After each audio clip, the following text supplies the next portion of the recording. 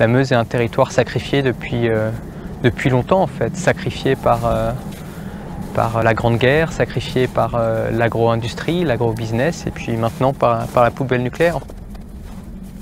Mais là on a vraiment en fait un exemple de ce que c'est qu'une campagne à la fois désertifiée et industrialisée. C'est les lignes THT, les champs d'éoliennes industrielles, les grandes monocultures céréalières. Et puis bien sûr après l'achèvement de tout ça, c'est la poubelle nucléaire avec le projet CIGEO qui est juste là-bas, on voit le laboratoire. Il y a Mandran-Barrois qui est juste là et Bure. Donc Bure 80 habitants, Mandran-Barrois 120 habitants. Et puis tout autour le désert, c'est un désert démographique en fait. Donc il y a 6 habitants au kilomètre carré ici.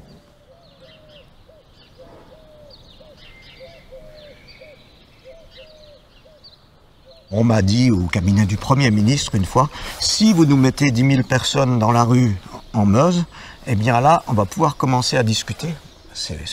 Parce que le rapport de force s'équilibre par rapport à la puissance du lobby.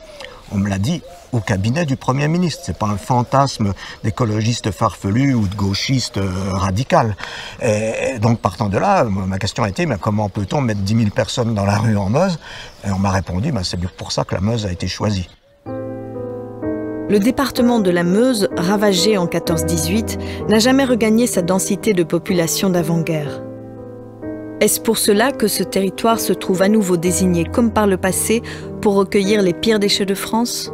Selon l'ANDRA, le critère démographique n'est pas intervenu dans le choix de cette solution. Elle repose sur la géologie, dans une roche dont on est sûr des propriétés. Stable depuis 160 millions d'années, homogène sur une grande épaisseur, quasi imperméable, à l'abri des tremblements de terre, toutes les qualités pour isoler les éléments radioactifs de l'homme et de l'environnement pendant des centaines de milliers d'années. C'est également une réponse à un problème éthique, celui de ne pas laisser en héritage à nos enfants la charge de s'occuper de nos déchets radioactifs. Hors caméra, le discours de l'ANDRA n'est pourtant pas le même que celui de la jolie petite voix de ses vidéos. C'est les deux critères, je dirais, importants. C'est une couche géologique favorable à la mise en place de ce genre de stockage, et puis des gens qui disent non au départ, et puis qui finissent par être d'accord pour qu'on fasse ça. C'est pour ça qu'en région parisienne, on pourrait très bien le faire, sous le siège social de l'endroit, ça serait merveilleux. Bon.